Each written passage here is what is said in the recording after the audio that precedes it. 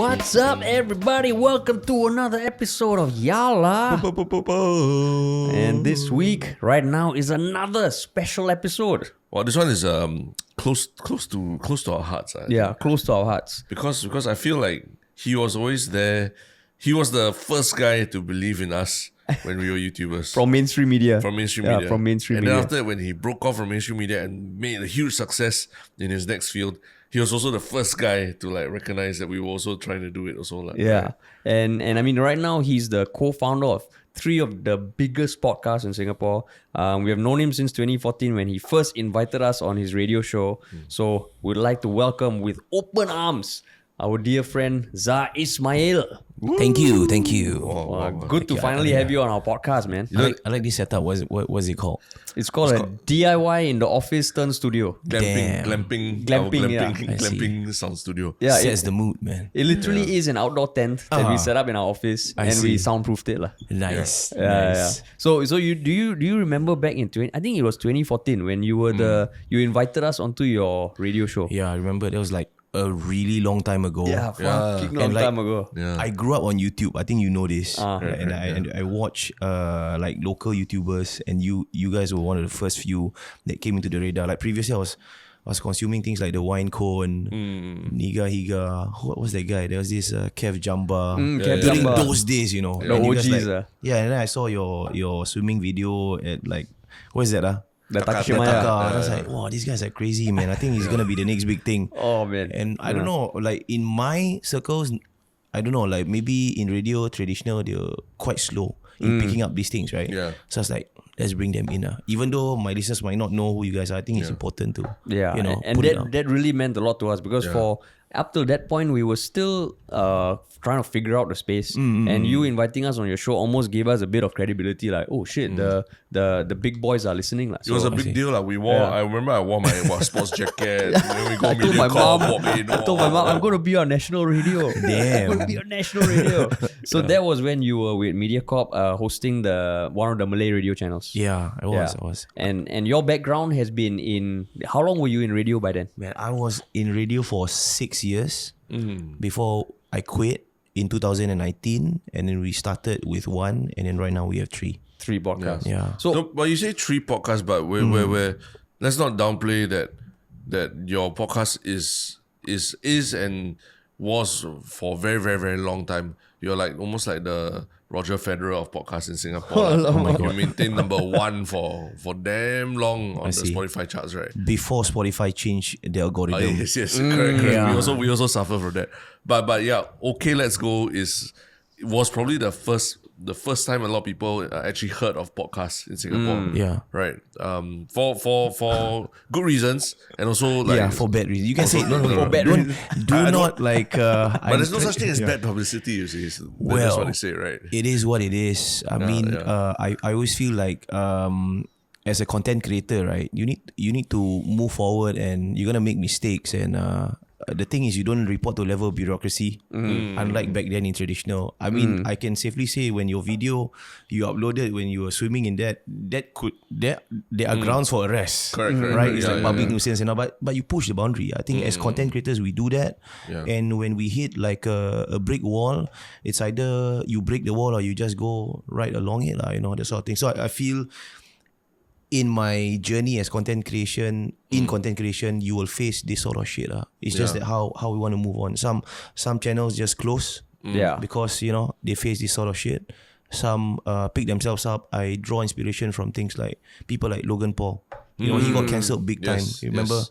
And then I saw how he kind of like grew his channel and then created alternative content, and then he's right now, I don't know, fucking rich, bro. And do you watch do you hear about his brother winning the boxing match over the weekend? I think that's brilliant, right? Yeah. Like from a YouTuber, and then he becomes like a pro athlete.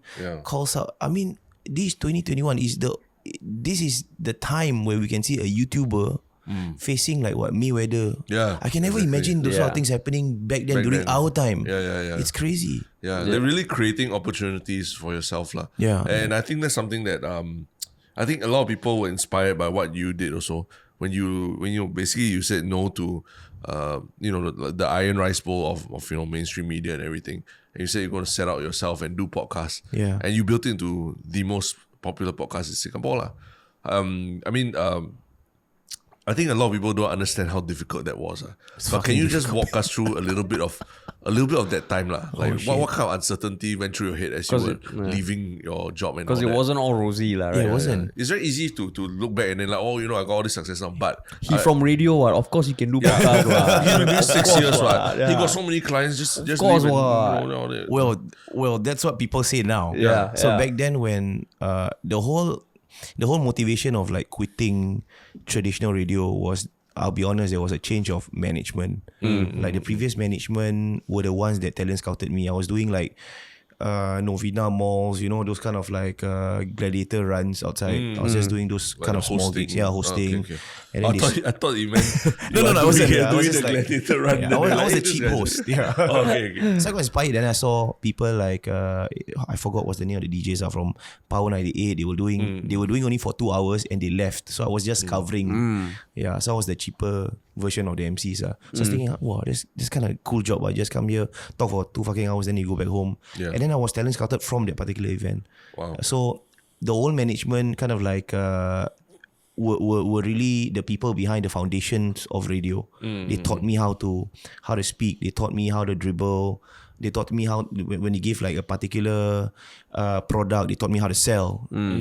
So throughout the 6 years I had in radio were arguably one of the best years in my life. And then also you counting now, so right. And then after the change in management, it was a very I'll be honest, a very pro TV management. So back then there's a traditional rivalry between radio and TV for the longest time. Yeah. So back then the head of everything was a radio person.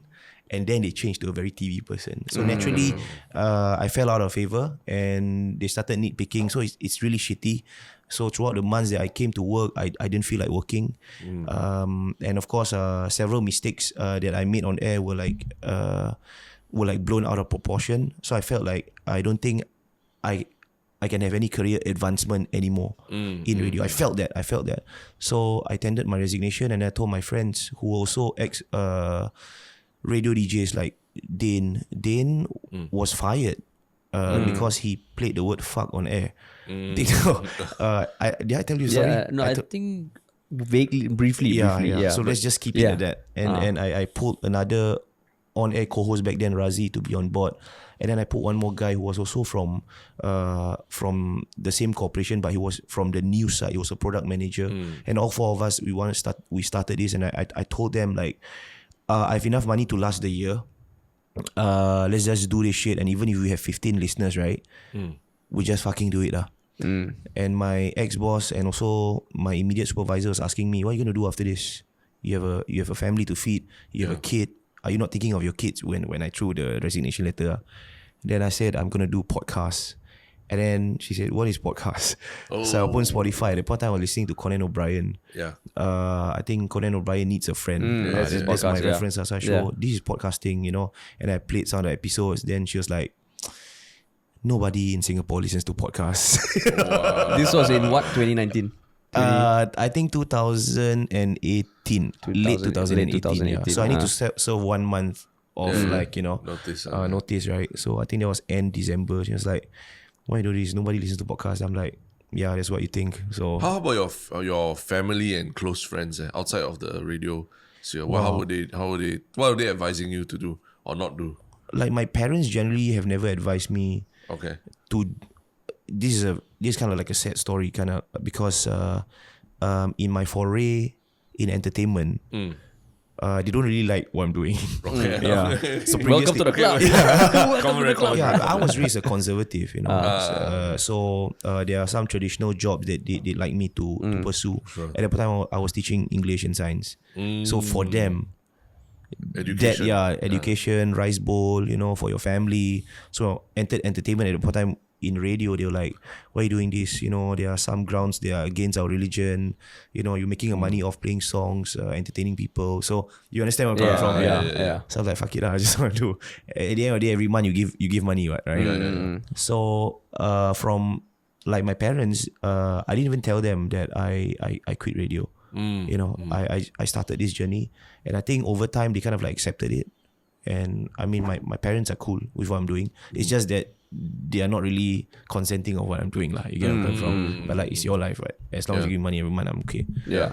And my wife is very supportive. Very supportive. She's like, if you don't see your future with radio, then just quit. It's okay. Yeah. And I think I don't have many friends. I only have like a close family circle. Yeah.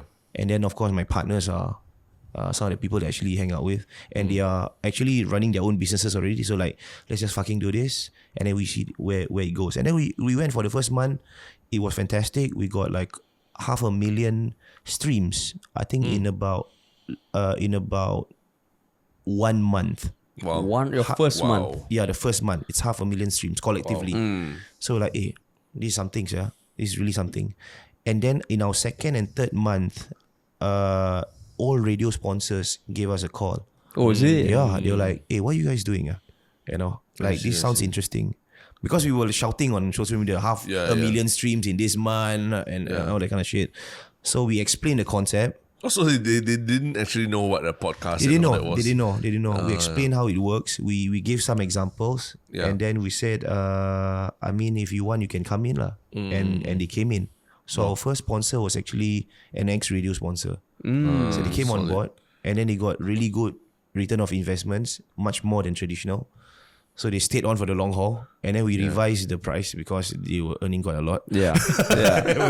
And right after, I think that was the first point where other sponsors started seeing that, hey, this could very well be the future of radio per se lah. Yeah. And that was in 2019. That was still in 2019. Which is still early in the days of Yes. Singapore podcasts. Yeah. Right.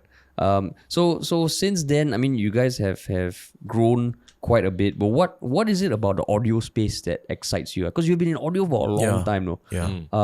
Like, why was it never TV? You know, audio is still is just sound. You know, but what excites you about it?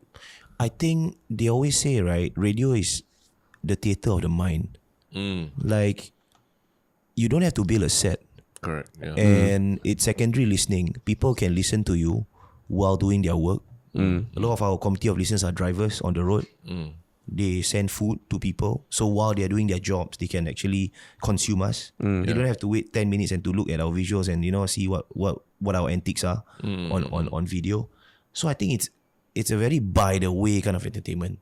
So it fills you up. And the fact about audio is that it's very intimate. You can be whispering and you can be really hype. You can really change someone's mood, and you're always in their ears. And it's really a very close form. You don't listen to podcasts with, with the speakers, right? More than often, it's a headphone or AirPods or whatever it is. So you're really close to someone's ear, and that is really that builds up intimacy. That makes it easier to sell. That makes it easier to tell stories. And sometimes when you meet our listeners outside, it feels as if they know us already. They'll talk as if like your friends. They've known you for 5 years. Like, who are you? And this sort of thing. I think it's fantastic. No, I think the last time we spoke to you, so you all said something that stuck with me for very long, that podcast is really like your sex like that. It is. And I thought that was such a great way of putting it. Like, so every time people are like, easy lah, just record. Now I was like, no, it's not like that. It's like you got to give a shit about the quality of the audio and the voice who's coming through and everything. You're right. Because it actually helps you focus or even relax at the end of the day. I think you remember that specifically because he said your voice is like the low rumbling. Oh no, tingling. Fuck lah. That's the only thing he remembers. I just up the bass always. Up the bass. I've always come to the conclusion that if our national broadcasters actually quit radio and started podcasting and not adhere to certain guidelines given by bodies such as IMDA, they will fucking fly. Can you imagine Flying Dutchman? Yeah, on a with podcast? A voice like that, right? Yeah, and just being vulgar and authentic and raw. Glenn Ong, people like Mr. X, the voice of National Day. I tell you, the English podcast scene here will have a problem if they come on. So why you think there's inertia on their part? Well, because there's this warmth that they have on audio. They know how to play with the different tones. And this is in itself a skill. I had to go through some sort of training to get to where I am. Like, I'm always chirpy, right? Yeah. I'm always energetic. But when I went through the rigmarole of being in radio, you learn certain pauses. You learn silence is actually something very powerful. You learn how to emulate certain tones and develop certain emotions.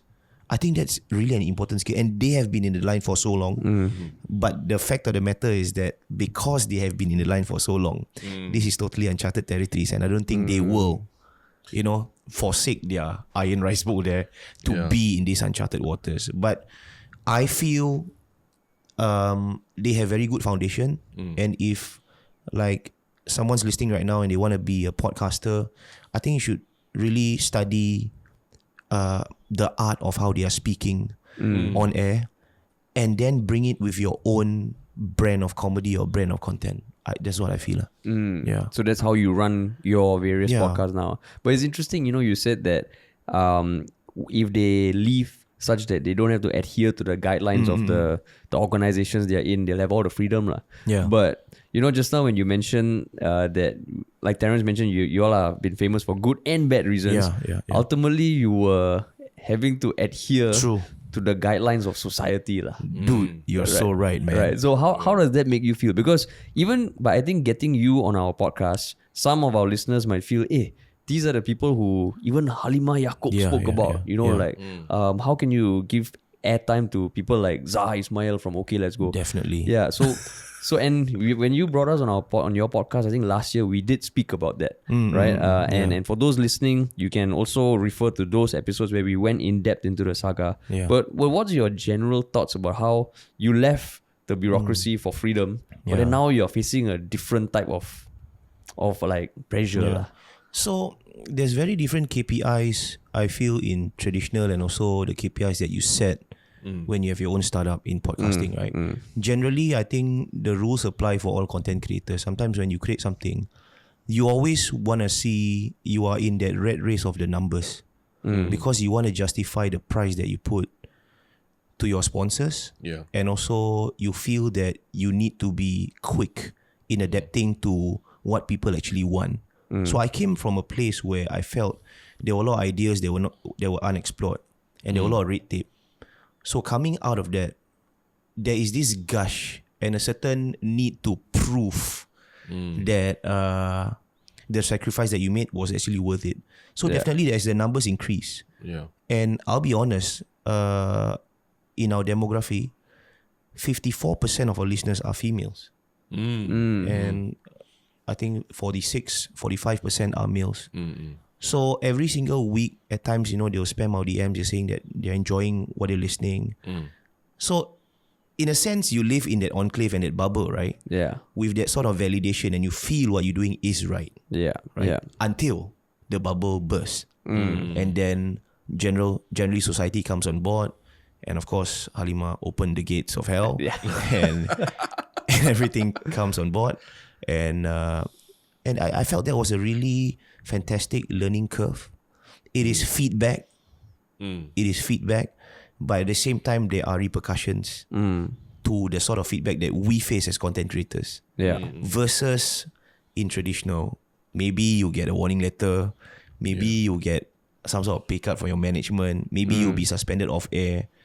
But the mistakes I feel made by people in traditional, especially traditional radio, are still the sort of mistakes that they face and they can make are still small as compared to how content creators, the risk that we take. And at times when we slip up and we fall, it's really hard to rise back up. I mean, there are so many already. I mean, locally you've seen people going on like a celebrity witch hunt at the point during COVID, right? So I feel it was a learning curve, it was a learning step, and I think we bounced pretty well right after that particular incident. However, people might want to interpret it. We still, from time to time, we get hit, but I think that it comes with territory, right? As you grow bigger, what sort of game do you want to play? Do you still want to? Here's what I think. Like as a small outfit, you have the liberty and freedom and a lot of space to experiment, and no one gives a shit.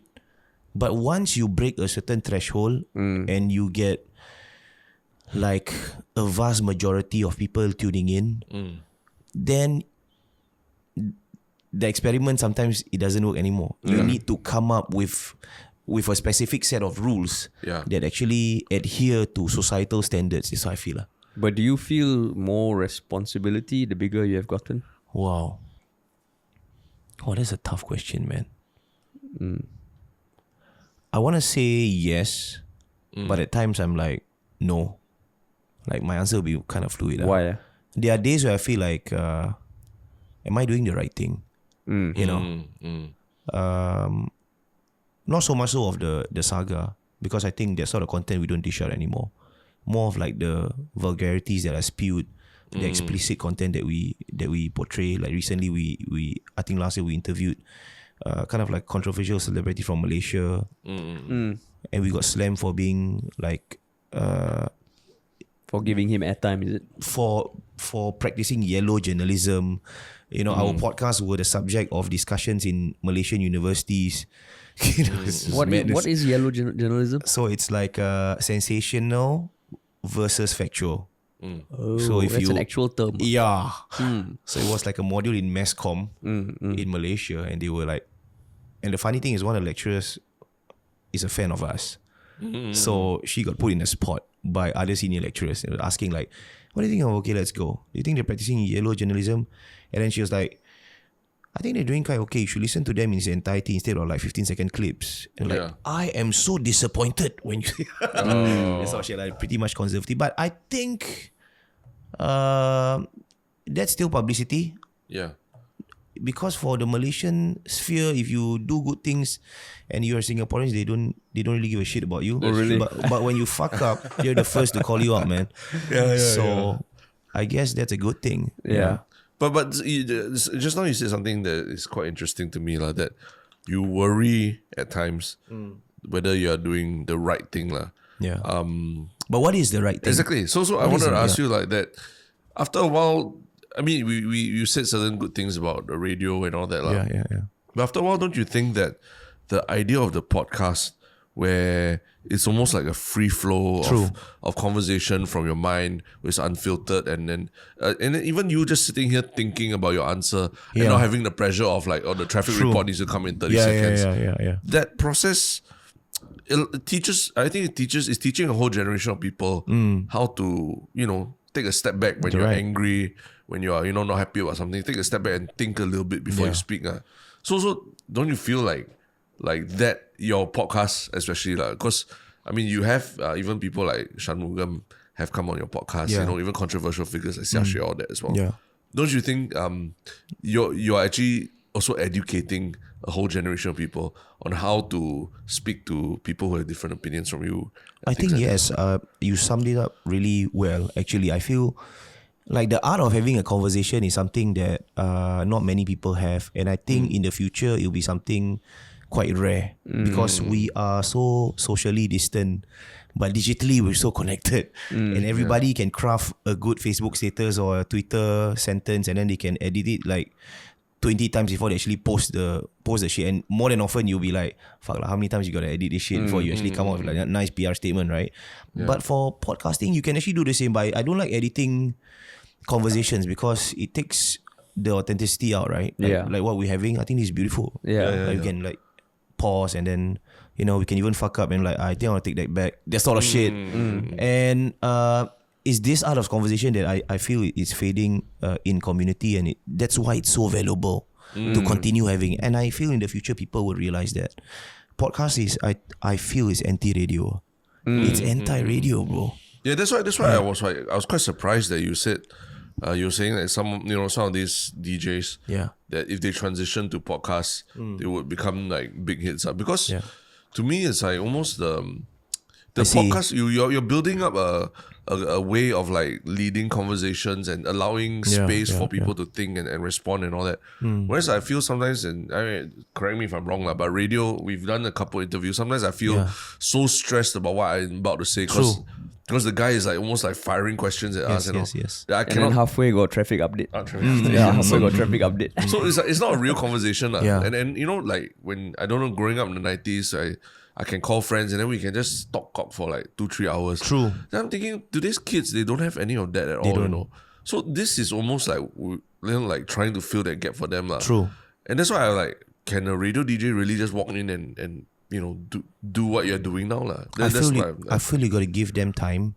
Like, for example, you know, the big names in radio, if they were to enter this territory, they will also enter like an experimental phase. And you got to give them time, like maybe 6 months before they actually open up. But I think like at times, I just feel like, you know, when I hear big names on air, like the ones that I've mentioned, and then they, for example, give a summary of National Day rally, and then don't you just want to feel like, no, what is it that you're actually thinking? Are you actually okay for minimum wage or not? Do you think it's shit? You know, sometimes you want to know. Exactly. You know, like Flying Dutchman, he won't say minimum wage is shit. What he won't say things. I mean, he won't cross certain boundaries, right? Because he has to adhere to them, right? Yeah. So I feel there's value in being honest and in being in giving opinions. You're gonna piss some people off, but that's the nature of things, right? That's the nature of conversation. Yeah. I mean, if you wanna be cautious, then it's really hard, man. Yeah. I mean, look at the things that you all are consuming and the things that I'm consuming. You wouldn't want to watch some PR shit, right? Yeah. Yeah, that's what I feel.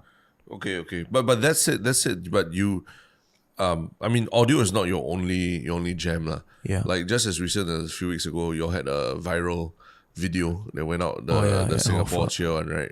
Which one? Oh, yes. The one that Ho Ching shared, right? Oh, yeah. You know you have achieved the goal when Ho Ching I shares was your hoping stuff. Halima might share it, but she didn't. What's the strategy or why are you doing like music videos and all that? And as why well, that music video? Because it was I see. around the theme of National Day, right? Yeah. And sports as well, right? Yeah. I fucking love music, man. Like during my times at radio, right? Although the music director has set a specific playlist, I'm the sort to fuck it around. I'll change it and then I'll get warning letters for it. Yeah. I love music. I feel music colors you in a specific way. It gives you different vibes. It can make you cry. It can make you happy. And I thought every single National Day we did a cover. We will take old National Day songs, and then we'll convert it to Malay. But I thought this year we wanted to do something special, something more original. And I'm with these guys called Singa Brigade for the longest time. Back then they were with Exclu Singa as well. And we always go to games in Jalan Besar for Lions 12. Like my shift ends at 6. So the kickoff will be at 7:30. So let's say I'll do like a football program, and then I'll mention about those people who are going to be entering the stadium and all that. So right after that, I'll go straight to the stadiums, and it's a sense of community, and also there's this family spirit over there. Everyone knows each other. So I guess from that, I felt that song that we sang, which is Satu Nada, that's a constant chant that you're gonna hear for every Lions 12 games. I know it's fully in Malay, and I thought, why not do a song that people can relate to, that be singing for years, and it helps to raise your level of patriotism. And I seek the consent of the people who actually made it, and they were okay, so I brought them in. So actually you saw some of the people who were actually behind the actual chants in Lions 12 games lah. So I thought it was fantastic. There's something that when we do music videos, we don't earn. Normally we spend. It's just it's a passion. Yeah. And I feel it's our way of giving back to society. Like, hey, we also do this shit and it's nice. Listen and share, you know. So, but what motivates that giving back to society? Because, you know, just now we were talking about what is the right thing to do as a creator. Because technically, if you're creating content, why do you need to give back? Why do you need to build your community? I see. You know, but you guys have a very strong community. You, even though it sometimes can be quite polarized in the broader scheme of things, your community is very tight lah. Yep. What is it about? What motivates you to cultivate that? I think because of their shared experiences, and in listening to us in their own circles, they experience a certain form of discrimination. I have listeners who are brought up in conservative families, just like mine. And then when they listen to our podcast, sometimes their parents are not very approving. Yeah. And then some of their spouses are also, they don't like our brand per se. So I think I felt compelled to thank them, because they have stuck with us for the longest time. And I've heard stories like, for example, in family WhatsApp groups, they'll share our content and then asking their family members, hey, give them a chance. It's quite interesting if you to listen to this particular topic or that particular topic. So I feel that we have a really strong community and they are doing our marketing work for us, spreading through words of mouth. So I feel from time to time we do things to give back, and I feel it's really important to acknowledge that, and they know that, and they know that. And I feel as content creators, there are times when we can hide behind a screen, like for podcasting. We're not normally on camera, so I guess from time to time we must appear and also do this sort of shit. But what about, within the networks of people who listen to you? I'm sure, like what you said, there are family members that disapprove. Yeah. Have you met these kind of people face to face? Like the people who warn others? Yes, we have many times. And how do those interactions normally go? So that's really interesting because recently one of our listeners hired us, like all of us, to be their wedding host. So the whole, like all three. Yeah, all three. Yeah. Well, so even within the audience got polarization. Yeah. Awesome, So man. That's awesome. the family of the groom hates us. Oh shit. So Fucking hates us. So they ask you to be on stage and three guys hosting. Yeah. So it's almost like a podcast, but Yeah. hosting Yes. while hosting. So Wow, who that's asked you, the crazy, bride man. side? The bride and the groom. The groom's family hates The you. groom family hates me. And Was that like a fantastic idea when you all first heard it? no, I was like, I was pissed. I was like, why didn't you tell me? Oh, so they didn't tell you until like the day itself, is it? Initially, like a few days before, like I just want to tell you, my parents hate you, and my brothers hate you, and my sisters also they hate you. My cousins hate you. But so. before that, were you all excited about it? Like, I'm sure. Of course, Of course, we're yeah. always excited. going And you for- do hosting, right? Yeah, we do. You do host. We do This like sounds like a hosting as well. fantastic idea. Like a TV show, dude. So like the bride's family, they are fans. Yeah. Everyone Yeah. is a fan. Yeah. It's quite weird, man. So I was like asking so normally in very social events, right? The ones who will do the PR is Dane and also Razi. I'm the more introverted one. I'll be the one picking the songs and I'll be just a voiceover behind. And they are the frontliners. Okay. So I was just asking them diffuse the situation before we start, make an impression. And normally, I don't think anyone is looking for a fight on the actual day, right? At the end of the day, people want the particular event to go smoothly and without any glitches, And I thought we did pretty well. And right after that, we spoke to the dad, who initially didn't like us. We spoke about music, and then we found out he was like, he was in the scene, and I think we won their hearts. So it's really important. Sometimes I always feel a hater is someone who doesn't really understand you. So if you take some time to reach out and open up your hearts, and if they allow for even the slightest chance to listen to you, I feel you can win them over. And sometimes, and we have a lot of haters who are right now loyal listeners, and they will come and write to us like, I used to hate you guys, but you've been there for us, and you've been giving us, good advice and whatever shit that you've been uploading. I think that's even more empowering, and it keeps us going. So, but why do these people hate you in the first place? Like, what would cause the family of a groom who it almost feels like it's across different ages? You said the brothers, sister hate you, the parents hate you. That's multi-generational hate, bro. What about your content do you think? I feel there's value in the things that we share. There's value in difficult conversations that we have. Yeah. Conversations that would otherwise be swept under the rug in normal community. Case in point, we have ever spoken to someone who has left the religion.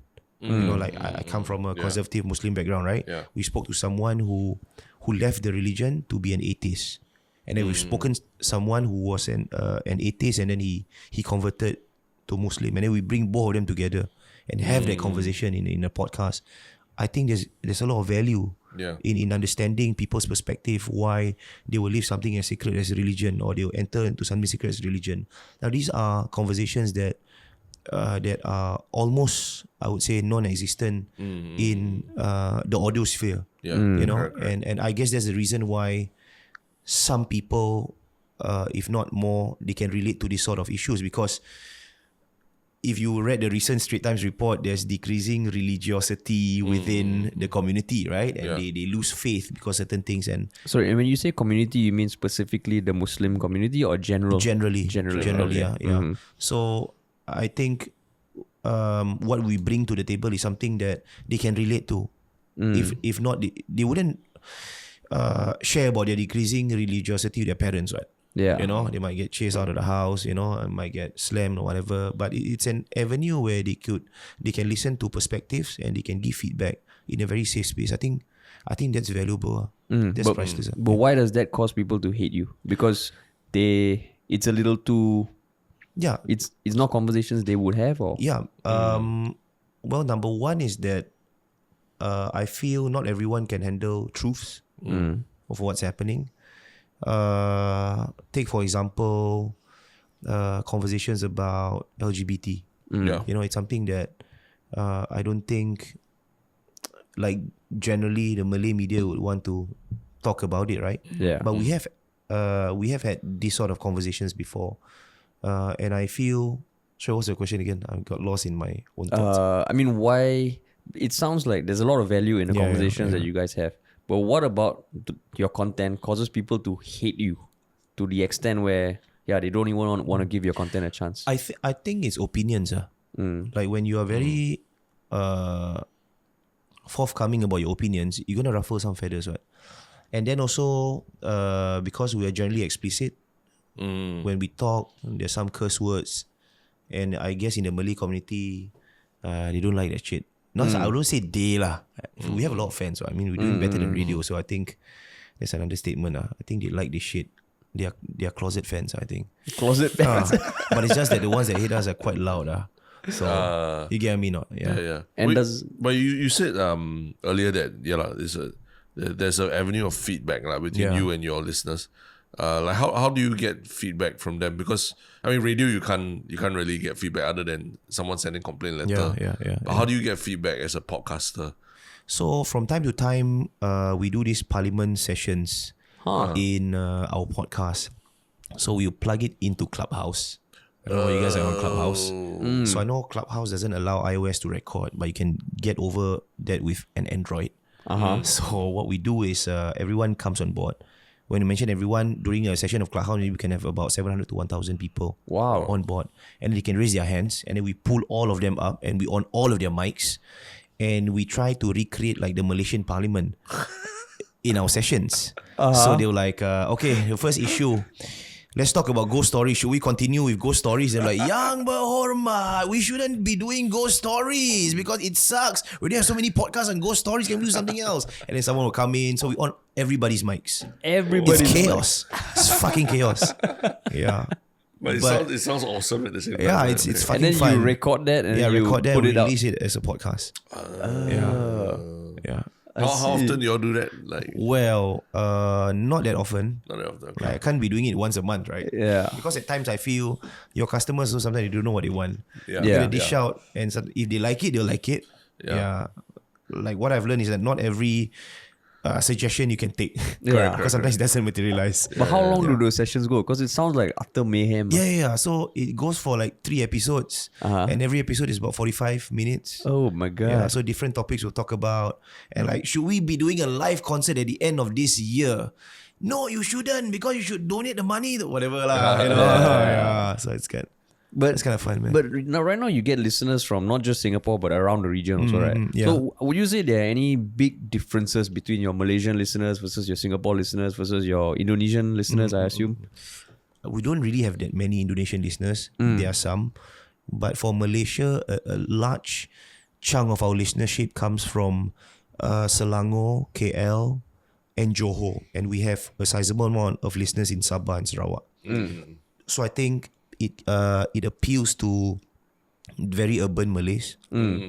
I guess the demography of people who are like Singaporeans in terms of the style in which they speak, the humor that they can relate to, and I think also because of the content that they consume, Malaysia is quite far ahead in terms of their content consumption and their content creation scene.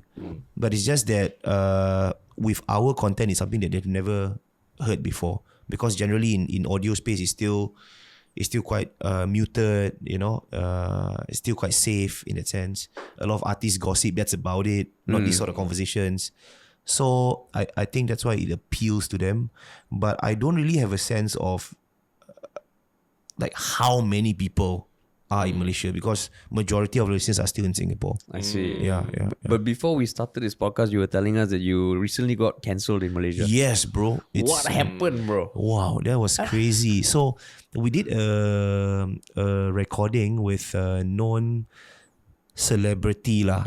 I don't know, ex-celebrity or celebrity. A very controversial guy by the name of sorry, I said guy. I assume misgender. Because I say he's a girl. So Diva AA. I don't know whether you heard of him before. No, it doesn't matter. Yeah. So he's really very very loud on Twitter, on Instagram, on YouTube. He curses with like without any reservations. He'll just do it to every celebrity, every politician. He'll go live and he'll just start cursing. I thought it was like such an interesting character, because previously he was in traditional TV and he wasn't like that. He was a top presenter, but something like switched in him recently and he became that particular character. So we brought him on board, and then there were a series of questions that were asked by our listeners to him, and one in particular was about why. It was a very conservative question. Why are you doing this character? Are you not afraid of the angels that will question you in the hereafter? So that was the question. And then he said something in the line of like, the angels in the hereafter, I will ask them and whip your parents. So he said that to the listener lah. Yeah. The way that he said it, I cannot emulate how he said it lah, but the way that he said it, it was animated.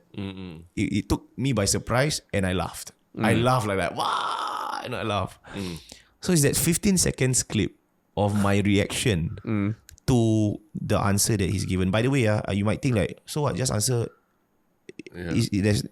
It's okay with this answer. What? It's just it's not even offensive. You might think it's like that. But here's the thing about conservative Muslims is that this sort of questions you shouldn't ask because it concerns religion or whatever it is. I think we would have gotten away with it if it was in Singapore. I mean, if it did not involve a Malaysian artist, but the fact that it was a Malaysian artist that actually answered like that. So a very notable Malaysian actor shared that clip, that 15 seconds clip. And then another Malaysian actress shared that clip as well. And it was an audio clip or a video? It was a video clip. It was one of those video podcasts that we recorded. And then they shared that 15 seconds clip. And then like 8 to 10, I think, Malaysian editorials wrote about us. So the headlines is like Azwan Ali menghina agama, which literally translates to Azwan Ali, who's the celebrity mentioned. What is humiliates the religion. Yeah. It's of that nature. So everybody was fucking pissed. And they're saying, who are these content creators? Are they Malaysians? And I had like I had a Malaysian listener who was also in journalism. Yeah. She was put in this WhatsApp where they shared a lot of info, and that particular WhatsApp is are from the various different editorials, and it was really going very fast. So my heart was beating fast. I was looking like, who are these guys? Wow, okay, let's go. Do we hear any leads about them? Where are they from? Can we find out more? So you were seeing this? No, when you say your heart was beating fast, how were you getting privy to all that? Because we had a listener who was part of that WhatsApp group. So she was sharing all this shit. Oh shit! And you so were like, oh my gosh, what's gonna be happening, man? And that week, I thought, because the story was developing, right? And then the Malaysian clerics were slamming us and all that. Not only us, I mean, in particular Diva A lah, Azwan Ali. And then on that week, right, Malaysia had a change of PM. So they forgot all about us. They left us alone. Madness, man. It was crazy. But what, like, going through your mind, was it like, okay, this is gonna fuck us all up? Or was there part of you who was like, okay, you know, there's no such thing as bad publicity? Well, in my mind, I'm like, user acquisition is that, man. Because I know the content that we churn out has value, and I just need half an hour of their time to spend listening to us, and I know in my heart I'll be able to convert them. I just need that half an hour. So I felt that spark some curiosity. While I cannot get 100% of those who actually criticize and also, you know, spoke about us, but if I can get like a 30%, that's good enough. That was not the episode that was studied as yellow journalism or something. That was the episode. So what was the outcome of that course like? So that particular lecturer wasn't invited to another lecture that she was supposed to teach. Yeah. She lost that part. Oh, really? For speaking up for us. But she said, nah, it was just a token fee. But I felt the need to stand up for you guys because I know what you guys represent for, and I felt there was a need to bring it out. And these are the future of media students, and I felt the need to actually share with them what's going on in the content creation world. And I am very thankful for that. I see. Yeah. So sounds like there's been a lot of moments where, you know, you guys are feeling pressure from multiple sides. Yeah. But the fact that there's 3 of you, how do you all manage that? Are you all always in sync?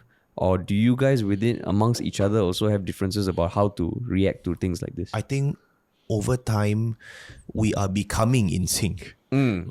Previously, it was like, no, I want to be tweeting this. I want to be responding to this. And one of us will be like, no, do not respond. And then another will be like, no, I have to respond. You know? Yeah.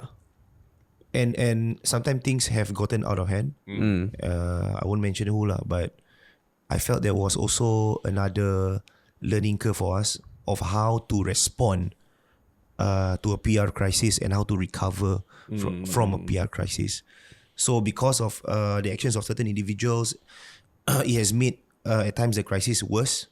So sometimes we sit back, we reflect, you know, we should have done that, we should have done this instead. And we spoke to some of our copywriters, and then they share their ideas. I think what's important in this line is that you continue to listen. And I especially like listening to younger people, especially, you know, because I feel goalposts have changed and it will continue shifting. And at times they are the ones who have a pulse on the ground of what's happening. Like for me, I have family and, you know, and a lot of shit to be done. And like, how often can I mean, now I know that you're going to, you know, the pronouns thing are a thing. And then like, gender fluidity is on the uptrend in TikTok. You get what I mean? These sort of things, you need to engage the young to tell you what's going on, man. But I can't keep up. But is there always I'm trying to find the going back and looking in your past, everything, like is there always a streak of going against the grain, you know, or, you know, like, or a streak of like wanting to create something, being entrepreneurial that makes it, you see, because it seems like the more difficult situations you come across, you seem to draw wisdom and strength from it, and then want to come back stronger. So I'm trying to understand where in your past do you think you developed that skill, that, you know, that rather than be a glass that drop on the floor and break, I see, you're like a like Terminator, the pieces come together again. Is it like T2000? T2000. Oh no, I was going to say the plastic cup, like you drop, but you pick it up, it's still there, you know. Plastic cup, boring analogies. Who wants to be known as a plastic cup? Hey bro, you're like a plastic cup, bro. Because he brought up the point about you want to learn from the youth also, but I also think there's certain trends that I see from older generations, and not say older but our generation-ish, that when I see people who are able to, you know, got setback but then find a way to bounce back, and got setback, learn something and bounce back, there's always somewhere along the line that they learned that skill. So I was trying to understand, where do you think you learned that from? I think from my days in radio, they were not really very calm, you know. Like I remember I used to get death threats back then. So it was already back then. Back then I was already cancel. I'm a product of cancel culture. I am a You're product. like the lift up your shirt, you got all the cancel scars, is it? Yeah, so back then we had this music award shows which combine 3 countries, and they will house it here in Singapore at Suntec City. Yeah. It's called Anugerah Planet Music or whatever. Very famous. Yeah. And I was invited to be one of the presenters. Not as Radio DJs, there'll be certain segments that you present. So I was put beside a Malaysian actress, and then on my card, I was supposed to thank the viewers of Singapore, Malaysia, and Indonesians. So macam I just went off script, and then I said thank you to our viewers from Singapore, from Malaysia, and from Indon. Just say that. Okay, do you catch anything? Yeah. So Terrence, you got catch or not? So Indon is a derogatory word. It's a derogatory word. Yeah. For Indonesians. Okay, They don't like that. I see. So it's really very, in a sense, they will say very dehumanizing. So I didn't know that, because the people here in Singapore were using that term to describe themselves. You know. So I thought I thought that should be okay. Left it at that. Done my segment. I went off, and my Twitter just went bum bum bum bum bum bum bum bum bum. Oh shit! And then they were saying things like, "You cursed us," you know, as in we are offended by what you said. You come to Jakarta, we'll fucking kill you. The moment you fly here, your head will be chopped off. And all these things are coming in, bro. And this is the third most populous country in the world. Yeah, I was like, fuck, I fucked up, man. I fucked up. And I took a week. It affected my mental health. So I went to my boss. My boss was quite who actually talent scouted me lah. I said, ma'am, I cannot think straight. Every single day, it's incessant, bro. Every single day they are on your ass. Every single day I got death threats. I showed her I've been getting a lot of death threats because I fuck up during the presentation. They're just like, which part did you fuck up? So I shared about the particular. So the community didn't know I fucked up. You see, they thought it was okay, nothing wrong. Oh, it was the Indonesians. It was the Indonesians who gave real time feedback on my socials. Okay. So I showed my boss the hate I was getting, the death threats I was receiving, and she was like, give it a week or two, it will pass. Oh, she was the coolest boss ever. So profound. Yeah, I was like, yeah. This was what year? This was like, I think 7. Was it 7? I think 7 or 8 years back. Oh, so it wasn't even the age of cancel culture yet. It wasn't. Right? Yeah, it wasn't. So she's like, I mean, you made a mistake, so you've addressed it. You put an apology already. Let it pass. 1 or 2 weeks, it'll pass. So I was very thankful, because there are some bosses who will not let this go. Like you taint the brand. You make us look like fools or whatever, but not her. So I was really thankful that I had a very understanding boss. So I faced death threats already, and then during the footballing days of Lions 12 in MLS, I faced cyberbullying at a level where it was very intimidating. So I run a football show dedicated to Lions 12, and every single time there will be banter. For example, if Johor comes on board or Selangor comes here in Singapore, of course there'll be like listeners coming in like, we will beat them, we will beat the hell out of them or whatever. So this incensed the Malaysian supporters. So what they did at one point of time, they took my photo, and then they every one of I think they had these football hooligans. Really a lot of people that come to matches every single match. And then they changed their profile photos to my photo. Every one of them.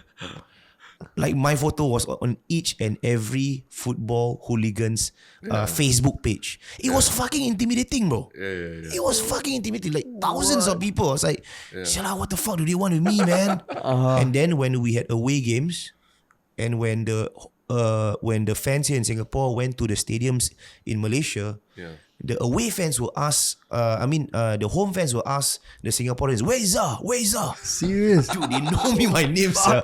So it was fucked up, man. So I was like, shit. You know, I feared for my life. It was very, it was a learning curve as well. And then during my live shows on air, I had phone calls from people in Malaysia. Just, you know, when I pick up the phone, they'll say some racist word to me, and then they'll put it down. They'll just pick up. These are the same fans. These are the same fans. So I have lived through. Yeah, man. Like I think that's worse. That's worse than what Twitter can dish out to me. I feel because you can hear the voice. you can hear the voice, Yeah. and you see them reacting to it, and people outside ask for you. And these are hooligans. You don't fucking mess with them, bro. They will literally beat you up, and they throw rocks at the away fans bars and whatever shit it is. So that was really And that was in what year? I think 5 years. So you think 5 years ago. that has hardened you for... I wouldn't say that's hardened me, because I still get affected from time to time when those sort of a feedback. I call it feedback, but it's kind of like aggressive feedback, right? Yeah. It takes you by surprise. It's like you know, sometimes it takes the wind out of your chest. Like, oh, this actually happened. I didn't realize it can cause that sort of reaction, right? But I learned how to manage it. I learned how to deal with it.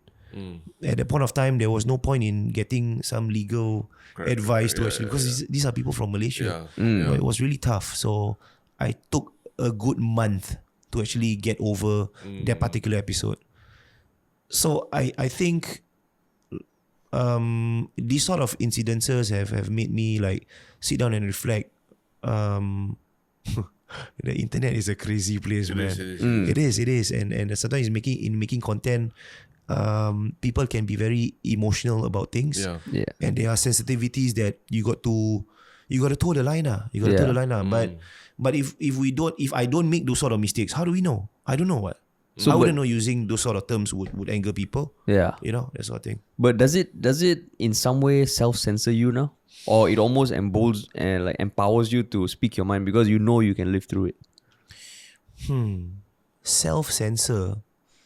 You know, very interesting, because a few months back we had an argument with our partners. Like, is our content becoming more cautious? Like, are we not as edgy as we were before? Yeah. Because that's the feedback that our listeners were giving to us. Yeah. Like, bro, now you just like radio, bro. You know, that sort of thing. And that sucks. Yeah. That sucks. So obviously where lines are drawn, I think the whole challenge with content creation is how else do you navigate in different uncharted territories and discover back the fire to create content that actually challenges stereotypes and pushes boundaries. So I feel I don't have really an answer to that. Yeah. Like, I feel I'm still experimenting every single day and loving it, and we will still continue making mistakes in the future. And it's just that how we want to recover from it and learn from it. Yeah. So just now, you know, you said there's a lot of things that you try and listen to the younger people, right? Yeah. So, you know, you've been through the challenges that you described. In recent times, have there been times when you hear something from a younger person telling you, okay, Zar, in this situation, you need to do this, where you feel like, wow, fuck, I cannot, this goes against every grain of what I stand for. But okay, I trust you. This is the climate now. Have there been instances like that? Actually, when you mentioned this many times, but I can't zero in on a particular incident, especially the need to respond. So I know, like, this concept of learning and unlearning is a big thing, right? On TikTok or is it? What is the concept? Yes, you need to unlearn and relearn or whatever fuck you call it, you know. It's a thing on TikTok. And then, like, I see a lot of young people, especially those in my circles, they're telling me apologies are a thing. Like, when you fuck up, and sometimes you are still trying to draw the root cause of the fuck up. It is important to just release the apology first.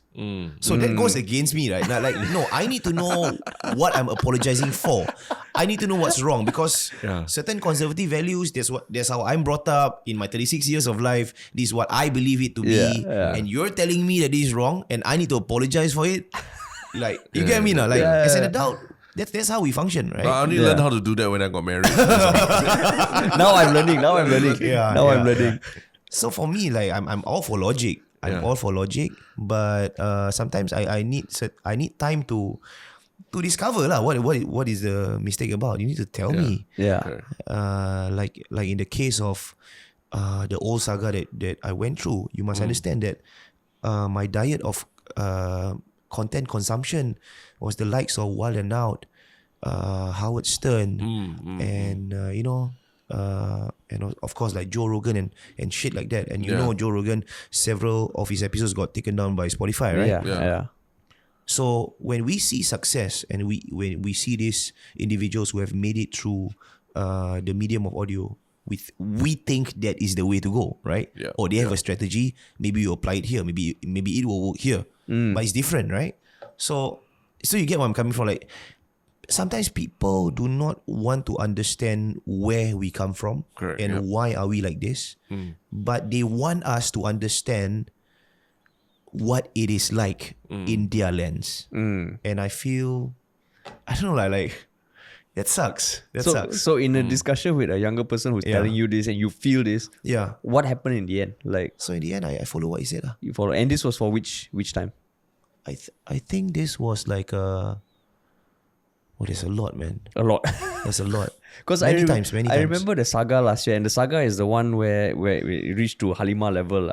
You did release an apology video, and it was a apology status. Facebook status. So even that, I could. I mean, my assumption, and correct me if I'm wrong, is that you guys were navigating this.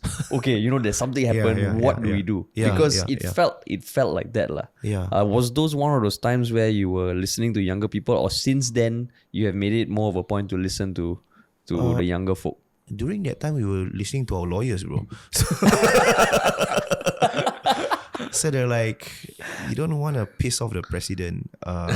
There's a penal code that protects her. He said that lah. So I was like, oh really? Fuck, let's write the apology. Yeah. So that was really a roller coaster. But I think there were several episodes after that. It was more intra-community in aspect that I had a certain time to actually consult people of a younger age, and then they'll tell me that no, this doesn't warrant a response. The optics is not good. They can tell me that, no. Dude, I like, wow, quite impressed. Yeah. Quite impressed. They'll tell you, oh, this will make you sound vindicative.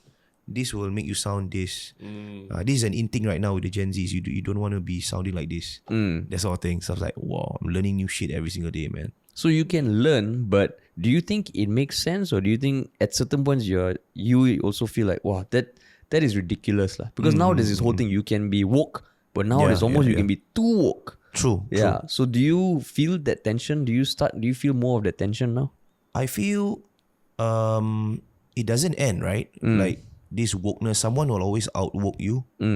Like in the words of Joe Rogan, I'm quoting him a lot. Don't worry, we love him too. But he said that you can never be too woke enough. At the end of the day, where this will lead to is the silencing of straight Caucasian men for the absurdities that they have done in the past. You get what I mean? And they as a generation are paying for this, like the injustices against African Americans, injustices and also misogyny against women. So at the end of the day, this woke thing is actually silencing them. At the end of the day, if you were to, it can also go to a level where, you're not allowed to go out of your house because you're not respecting the people back then who were imprisoned. It can go there. Sometimes it is ridiculous. And I feel at the end of the day, who do you want to pitch your content ideas to, your content to? If you are like a niche, a niche channel, and you want to empower and also dish out content for a specific audience, then you might have to bend to whatever ideologies that they want to lah. But if you want to make your content more appealing to, let's say, the next generation of listeners, the Gen Zs, and a large majority of them have several values that could be against what you actually grew up with, then you got to pivot, bro. That's what I feel. I know it goes against like your principles of like. But are your principles also pivoting? Because there's one thing about pivoting, but deep down you don't feel it. But if you pivot, I mean, I think it's important that our opinions and perspectives evolves lah. Yeah. But I think it's tricky when your output evolves, but internally you still feel a certain way, because that feels like it's unsustainable lah. I think for that, we can have conversations about it. Yeah. But I honestly feel like as an entrepreneur, you need to pivot, and at certain times, sacrifice certain things that you stand for. I know this will sound like, dude, that's being a sellout, yeah. But at the end of the day, do you want to be a commercial success, or do you want to be remembered for someone who sticks to your principles and is struggling in whatever they're doing? I at times I face with the ethical dilemma as a content creator. Now we can stick to our guns and do what we've been doing before. Yeah. You know, appealing to just a specific amount of listeners and not grow from there. Or we can make more money and appeal to more people lah. But is that a big conflict for you and your team, or generally it's something that in some way it's necessary? Yeah. If you were to hear the arguments we have off cast, it's some people might think it's toxic, but I think it's necessary. Like, I have a different opinion of things. Dane have a very different opinion of things. Razi has a separate mind on his own, and Alex, as the person behind the scenes, he sees from a bird's eye view of the situation, and he has a different opinion altogether. So we sit down, we iron things out, everyone gives their pros and cons, and then we come to a decision. Yeah. And is that also like what made you all start the other two podcasts? Because it started with Okay Let's Go. Is it because of the need to pivot and adapt that you started these other podcasts, or there was something from the start you wanted to do something that is, the NJU is non-judgmental Ustaz, which is, from what I understand, a religious take on issues which is not judgmental lah. Yeah. And exactly. Plan B is covering social. So was that always the goal from the start, to have all these multiple pieces of content, or it came about because your listeners kind of were wanting content like that? I think it's all of the above. Like I know like when we study sales, like what MediaCorp is doing, they have 13 radio stations, right? Yeah. So they can appeal to a whole lot of clientele. There's like a station for housewives. There's a station for old folks. There's a station for the young. There's a station for people who don't really listen to like an XFM of sorts. So I think it's really smart that they have several different verticals to appeal and attack every single client database there is out there, and to appeal to their specific listeners. And that's what we aspire to be. Like 13 podcasts maybe we're handling, but right now we're handling only 3. We are in the works for a female vertical. We are in the works for a children's vertical. So I think there's value in that. And I learned a lot from my days in MediaCorp, and I hope to emulate some of their early success. Back then they were a success, right? So in a different way. Back then they were a success. And now still is lah. I mean, they have funding, right? Yeah, we don't have, so that sucks. And your content is still going to be catered towards the Malay speaking community, or you're thinking global domination? Wow. You know, like I wish I want to be able to conquer like the world space, but I don't think I'm cut out for it. Like at times you need to be realistic in your expectations. Like our strength as presenters are in the Malay market. So we are, the next market that we're aiming is actually in Malaysia. So that's something that we look forward to, and eventually maybe did what I think, if you heard the story about Chien Hao, how he actually converted content creators from other countries to actually be under his wing. We wanna do that. Like, we want to go to Thailand and they get Thailand faces and do their own podcast, and we are behind the scenes and we manage the whole operation, and then we offer to a Thailand speaking demographic, and then we maybe want to go to Indonesia, and with our meeting with Spotify 2 years back, they mentioned in Indonesia there are 5 podcasts just like us, but they're not monetizing. So that means there's value in us sharing how to monetize in an audience that I don't think we will be able to front those shows. We need to use their local talents. Sure. Yeah. So if there's one one guest that you could get on OK Let's Go, who would it be? Anyone in the world. Dude, Anyone. Najib Razak, man. Hey, we tried to get him, so difficult, man. Yeah, it was Really, tough. even when he was not no longer PM obviously. Yeah. But I thought he was making a lot of appearances at rallies and stuff like that still. Yeah. But it was tough to. So you know about his allegedly, the money issues and all that, right? Yeah. But I'm not so a fan of his politics or whatever he does, And anyway, he's still in the court of appeal, so I don't know what's the outcome of that. But I'm very invested, and I really like the way that he has turned. At the point of time when he got these charges, it came with a lot of hate, right? So he faced a lot of vitriol on his social media. But you should see how he's trolling right now. He's fucking trolling everybody, bro. He's a genius. Yeah. He's a content making genius. He's an influencer now. I guess so. When certain things people talk about him, certain politicians, then he'll just eat the super ring and then he'll take a photo and then he'll type like, oh, someone talking about me. No wonder. That sort of shit. I'm like, wow, that's crazy. And I'm just like learning the PR angle because he has a very strong Malay fan base. Yeah, fan base. And he understands what his followers want, what they want to see.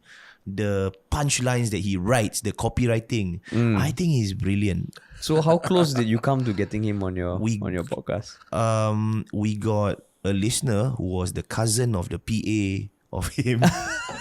He tried to put some good words, and then we had another lead from another Malaysian who knew the bodyguard of Najib Razak, and I didn't think it materialized. But right now, I don't think he's keen to do interviews after the CNN interview, where he left halfway.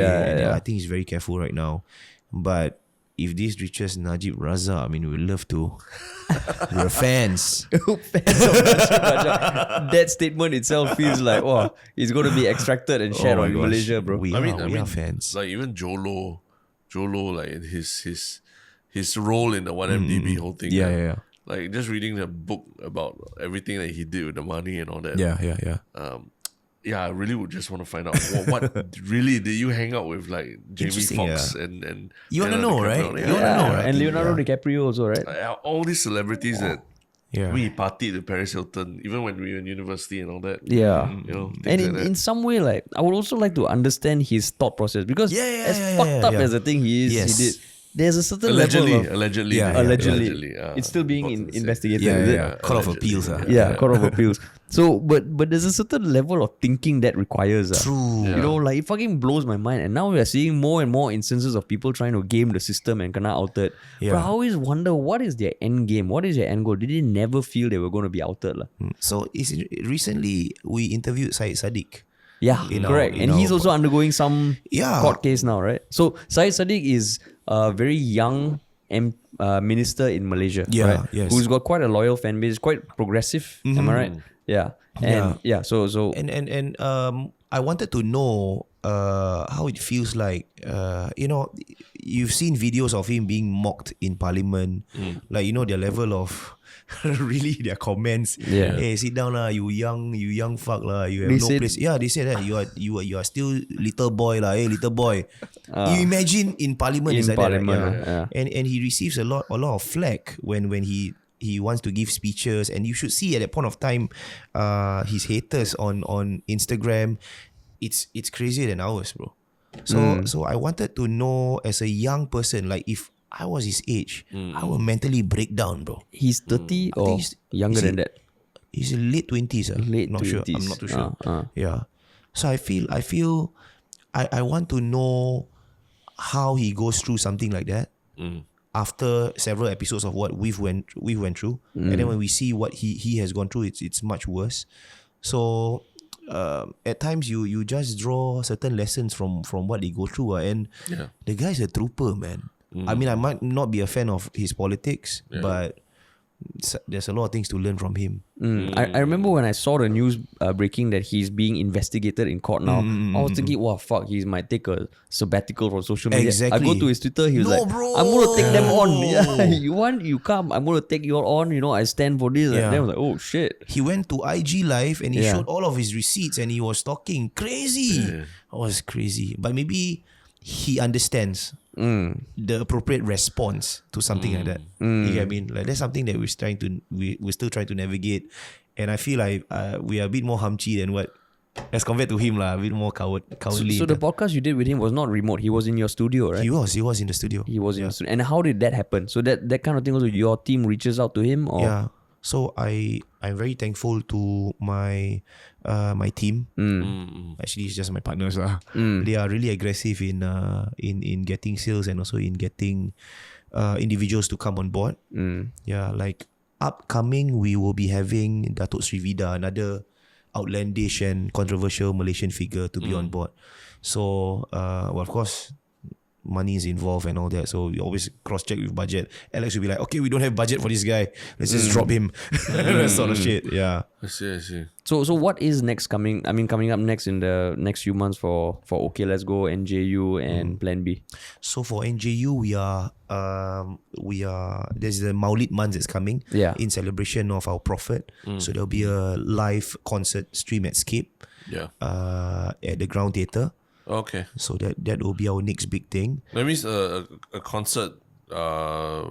When you say live concert stream at Scape, that means it'll be streaming from Scape, or it'll be streaming from Scape. Okay, from Scape. And also for NJU, we are also dabbling in several different products.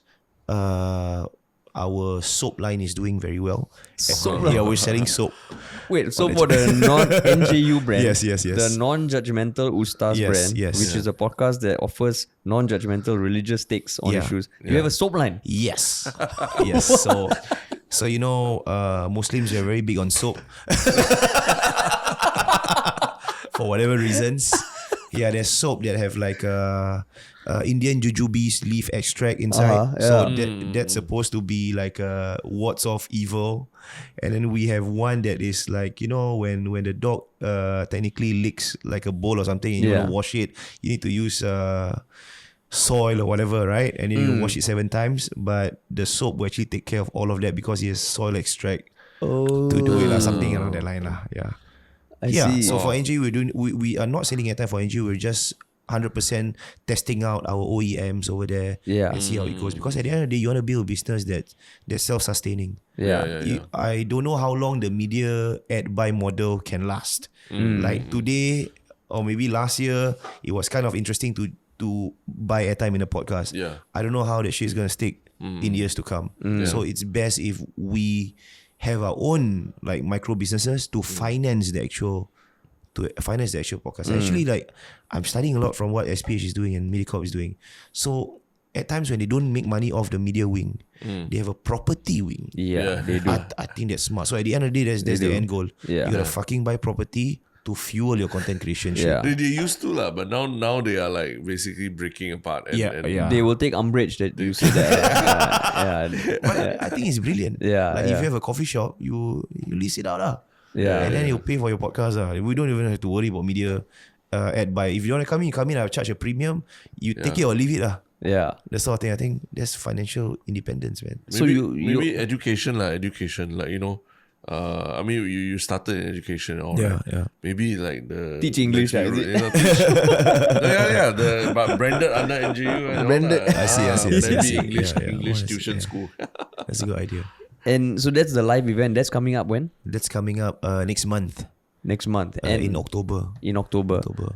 For OKLETSGO, we are toying with the idea of we still have our deposit for Star Theatre. We were before COVID, we were about to sell tickets to our live show at the Star Theatre. So that's a sizable chunk of money. So we want to revisit that and see whether we are able to do live shows outside. I know right now you can do, but the problem with live shows in this day and age is that you are socially distant. That affects a lot of things. Like when you crack a joke, the audience response is halved. Yeah. Yeah, and then like as a performer, you seek that sort of validation, right? You need the energy to come from the audience.